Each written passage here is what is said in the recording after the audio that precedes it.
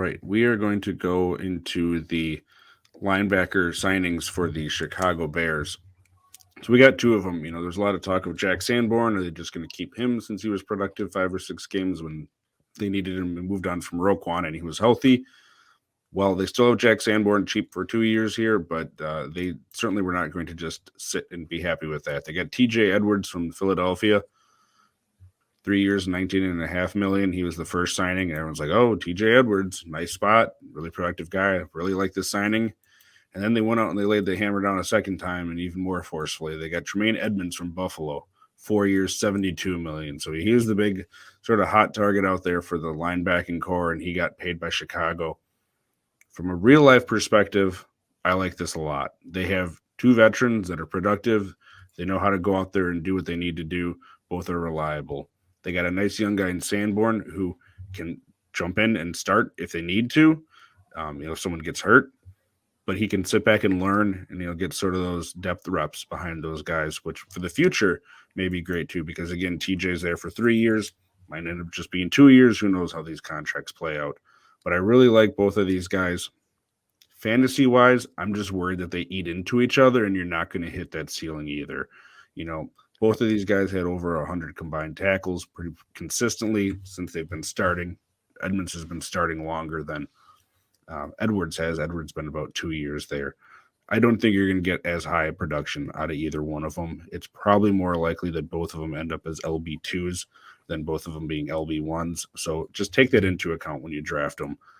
Great for real life. How you feeling about fantasy-wise, Austin?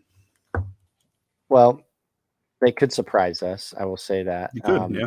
They could very well surprise us because these are two players who have been highly productive in the past. I think Edmonds, when you look at what he's done, combined tackles over the last 5 seasons or so, I mean, he's cleared 100 every single season. Yep. When you go back and you look at what TJ Edwards did last season, where he put up almost 160 combined tackles, 130 the year before that, and then 70 before that. Every year he's gotten better and better and better.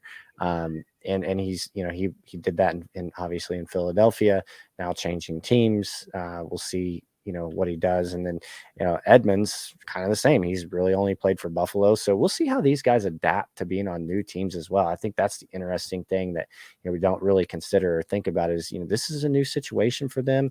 These guys are going to be sort of competing for fantasy production and honestly, real life production. And we'll see how it shakes out. We'll see how the Bears use them.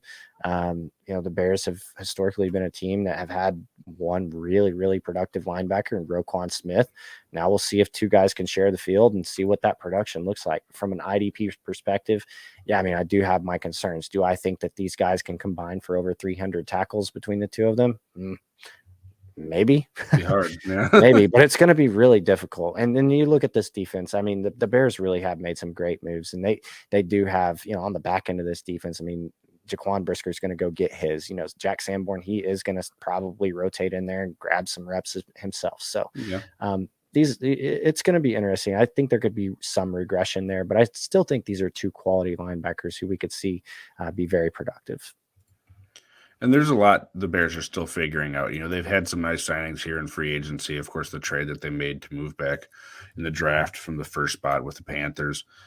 We still got to see what this offense is going to do. Everyone's just really hoping this offense takes a step forward. It doesn't always happen. They could be just mired in muck again, too, if Justin Fields doesn't take a step forward as a passer. It's going to be effective with his legs, of course, but, are they able to just sustain more of these drives and have these big plays to take pressure off that defense?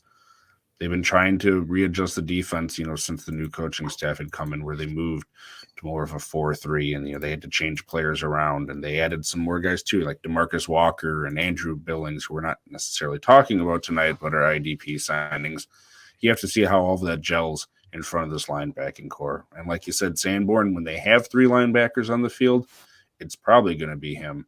You just don't see as much of that in today's NFL with more of these 3 safety looks, 3, nickel cornerback looks. So it will be interesting to see how it plays out. But I guess like in redraft leagues for me at this point, I'm not really looking to pay necessarily top end value for either one of these, knowing there's a good chance that they're going to end up eating into each other.